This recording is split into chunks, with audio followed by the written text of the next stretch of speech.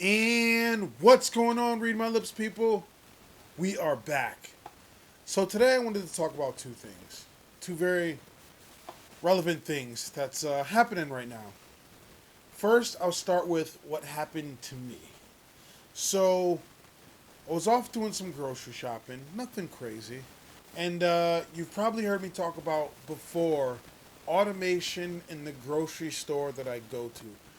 I've mentioned it a couple times in my videos, talking about Yang and how he's trying to tackle the issue of automation. So this time I actually got the footage. I was turning down an aisle in the damn Marty. That's the machine that it's called in Stop and Shop. The damn Marty ran up on me and then ran away. I'm not kidding. It ran up on me. So they're like, "What's up, sucker?" And then took off. That sucker! All right. So I said, I'm going to track the son of a bitch down. And I did. I tracked down the Marty. And then, lo and behold, other people who had no idea what I was doing, who had no idea this was footage for my channel or anything like that, got involved. And we tracked the Marty. Yes, ladies and gentlemen. We tracked the Marty down the aisle. We surrounded the Marty. And we took care of it. Just watch. What's going on, Yang Gang? So I'm out and about. And remember I keep telling you guys about I go to Stop and Shop and there's a robot that's done took people's jobs. Now we keep talking about automation. The audio is probably horrible on this because I'm doing it on my phone. But look, the robot's name is Marty. All right, Yang Gang, take a look. Take a look at this.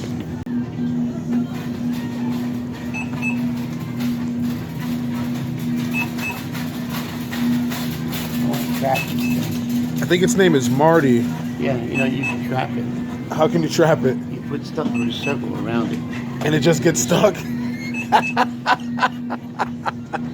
want to do it? You want to do it? Marty, do you have time to talk about automation? You're taking away people's... And that's how you stop it. Just put cans around. That's ridiculous. Marty, everybody. I thought a bonus of it. The first day they had in the store, he scared the shit out of me. Came behind me and went, I know, he goes everywhere. Mind your business, Marty. It is funny. There you have it, ladies and gentlemen. Marty, automation. People have lost jobs for that. Totally necessary, right? Ridiculous. So I just thought that was incredibly interesting. I'm doing footage to go show you guys about this damn machine that has taken people's jobs. And then other customers doing their own shopping got involved, and we trapped the Marty. We trapped the Marty. Is that an Australian accent? Is that? I think that's Australian. Yes, that's my Australian accent. So it is what it is. Take it for what it is. So my question to you guys is, what are your stories about automation? Has automation affected you in any way, shape, or form? It's funny because at that grocery store, I worked there when I was like 18 years old. It was one of my very first jobs. And I still frequent there when I can to do grocery shopping. And, it's just surreal seeing that damn machine going up and down the aisle. So if any of you guys have dealt with automation, taking away a job or a family member's job or something along those lines, let me know in the comment section below. I'd love to talk to you about it. This is a serious problem. And Andrew Yang's not really the only candidate. He is the only candidate talking about this issue. And he's moving the Overton window and he's getting other people talking about it. But just know he's the figurehead of that. The figurehead of UBI and the figurehead of talking about automation because it's a thing. Ironically, Trump talked about it a little bit when he ran. He talked about jobs going overseas and automation and things like that. He didn't mean any of the shit he was saying, But ironically, he did mention that he ran as a populist, so and it caught the people's attention. So people do care about this. This is a serious issue. So the second thing I wanted to talk about, and people have been hitting me up, asking me about it, and I haven't given anybody an answer yet because I wanted to read into it and make sure I completely understood what was going on, and now I think I do. So what am I talking about? Apparently, Andrew Yang has been blocked from appearing on Ohio primary ballots. And the campaign obviously has launched a write-in effort. So I saw this, I heard about this a day, maybe 2 days ago, but definitely about a day ago, and other Yangers, reached out and wanted to know my thoughts. They didn't know if it was foul play. They didn't know if they were rigging it against them, and I didn't want to drop a video saying, look, they're rigging, the system's rigging it against Andrew Yang and foul play and etc. I didn't want to, do a video doing that. I wanted to do my research and gather as much evidence as I could about the situation, and I think I have. So we're just going to talk about that. So Andrew Yang is being forced to launch a write-in campaign in Ohio because of bureaucratic paperwork issues. Now that's a loose term there. That can mean so much. So when that was first said, everybody was like, Shruggy? Like, what? What the hell do you mean bureaucratic paperwork issues? And, these issues have prevented his name from being placed on the upcoming March 17th Democratic presidential primary ballots. Now, this is a big thing. This isn't a small thing. And I've had people, reach out to me and say no contestant has ever won from write-ins. So the morale of, a lot of Yang gangers have already been affected by this, for sure. For sure. Frank LaRose issued, a statement to this. And maybe it's just me, and we're going to get to that statement. Maybe it's just me, I'm not being overly sensitive. At least I like to think I'm not being overly sensitive, because obviously I'm for Andrew Yang. But it came off kind of, like his statement came off kind of like passive-aggressive. Is it just me? When I read it to you, you guys let me know, am I being, too sentimental? Or did it come off as passive-aggressive to you too? Let me know. But Yang and the Yang Gang are accusing Ohio state election officials of denying voters their First Amendment rights after he acquired three, yes, ladies and gentlemen, 3 times the amount of signatures needed to appear on the ballot in March. Okay? Ohio officials have denied his application to appear on the ballots due to an issue involving the state's code for filing a declaration of candidacy. So, obviously, Yang tried to appeal it, and they denied it. Now, my initial reaction is just fucking, okay. Just accept, don't deny the shit. Okay, an error was made, fix it. Don't deny it. What the hell? None of the other Democratic primary candidates have been kept off the ballot over this or any other paperwork issues. So Frank LaRose, Ohio's Secretary of State, explained the issue in a statement Saturday.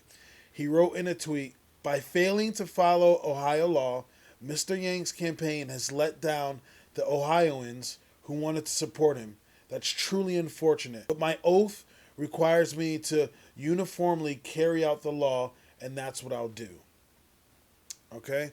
Sounds like a fucking meter maid. It's like, you ever had a meter maid or somebody that puts, a ticket on your car, and you see them, before they put a ticket on your car, you catch them and they're like, "Listen, look, I can't rip this up. It's printing. I've already done it. I have to do this. I have an oath. I have to follow." Now, maybe I'm being a little hard on him. But he let down all the Ohioans. clearly he didn't mean to do that. Clearly that was not his intentions. Help him fix it. Like, what the fuck? So here's where it gets condescending a little bit, in my opinion. Like, he says something that's like unnecessary, like kind of uncalled for. Like, what was the point of saying that? He says, as Secretary of State, I'm duty bound to follow the law, and the law is clear. When Ohioans sign a petition, they deserve to know what they're signing. This is why petition forms must be submitted, complete with a statement from the candidate starting their intention to run.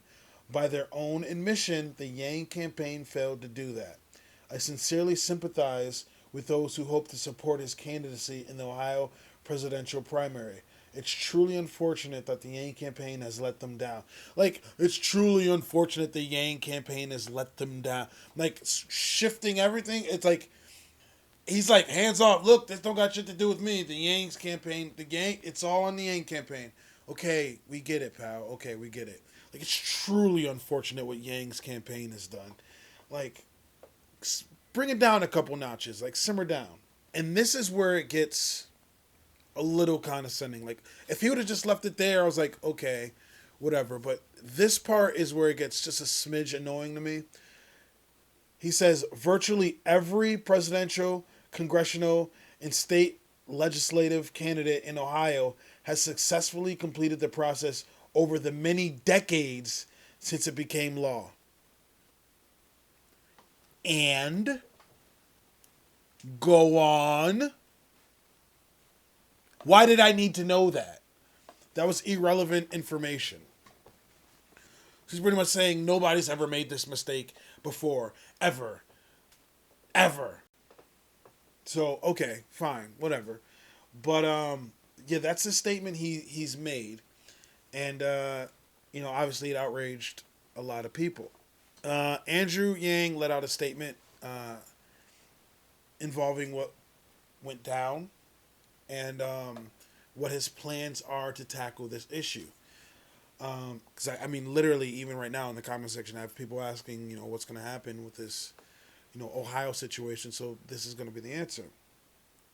Yang said, my campaign submitted nearly 3 times the amount of signatures needed, virtually ensuring I would be on the ballot in Ohio. Nevertheless, because of the bureaucratic paperwork issue caused by an awkwardly worded law, nearly 3,000 Ohioans' First Amendment rights have been denied. As a non-politician, it's unfathomable that this could happen, but we're not going to let democracy be thwarted, and we are thrilled that we've made every other ballot with ease. And Yang, he wrote that in a statement Friday. The campaign has declined to elaborate on what the bureaucratic paperwork issue is in an email with Newsweek. But a campaign insider was optimistic about their ability to mount a significant and credible write-in campaign in which Andrew Yang could still finish in a way that would secure delegates. So, you guys are asking me, what are we going to do? What's Yang going to do? There you go. They're going to mount an effort to, have a credible write-in campaign. And again, some people have came to me and said, no candidate has ever won doing a write-in. And I hear what you're saying, but never say never. Look, by your statement saying no candidate has ever won by doing a write-in, this guy also said no candidate has ever not completed this process over the many decades with paperwork. And it just happened. So, are you saying that, a candidate that does a write-in can never win? It's unfortunate. I wish, it would have turned out differently. Yangs did everything he could on his end, What is it, submitted 3 appeals or something like that, and they denied all of it. So, that's what's going on. And I see this as it's only going to invigorate Yang Gang. They're going to go out there and they're going to write them in and they're going to go even harder because this just pisses people off. And, and listen, I'm a guy with a YouTube channel. I know a lot about a little bit. So part of me wants to say he could have did something to, fix this. LaRose. He's saying it's the law, it's the law, it's the law, it's the law, it's the law. I feel like he could have did something to amend this, but maybe I could be wrong. Maybe it is unfixable. I don't know. But Yang there has, 3 times the amount of signatures he needed. And I just like how he just put it off on him. It's a shame what Mr. Yang has done to the Ohioans. Like, it's a shame. Like, he's almost like wagging his finger at him. Like, it's really demeaning. Andrew did clap back though. He clapped back. He clapped back in his statement, when he's saying like the Ohioans, First Amendment rights have been denied. So, he was wagging his finger at Andrew, and Andrew's like wagging his finger back, like. So, it was in a discussion with other Yangers, and pretty much, I'm gonna read it verbatim here. What they mean is, or what they're insinuating, is that since they didn't include a page, supposedly, since they didn't include a page that specified it was Andrew Yang that they were signing for, that the state doesn't know if these people even knew what they were signing. That's the insinuation.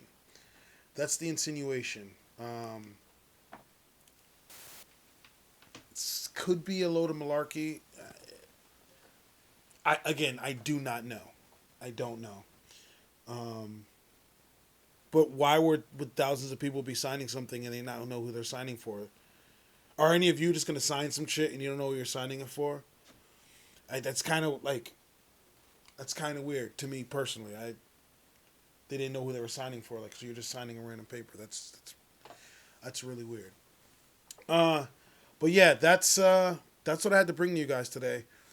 If I get any more word on this Ohio issue, Ohio Gate, I know some people get really mad when people put gate behind something.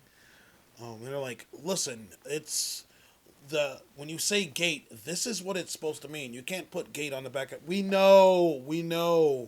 We're putting gate on the back of it to be funny. Like, take a chill pill. Take all the chill pills. So, if I get any more information on Ohio Gate, I'll let you guys know. And, yeah, that damn Marty robot in the beginning, so weird. It's so weird. And, it seemingly popped up overnight. And the plan is to get more of them. Right? Get more Marty bots and have less actual flesh and blood people. That's a problem. But then brick and mortar in general is on the decline. 19,000 stores between last year and this year are shutting down. From CVS to JCPenney, you name it. They're going down the tube. And a lot of people could say it's Amazon. Amazon is part of the issue, but it's not the issue in its entirety. So, if you like what you see, if you like what you hear, please like, comment, subscribe. I'd really appreciate it. If you don't, let me know in the comment section why. I'm always down to talk about it. I have a Cash App, a PayPal, and a Venmo in the description below.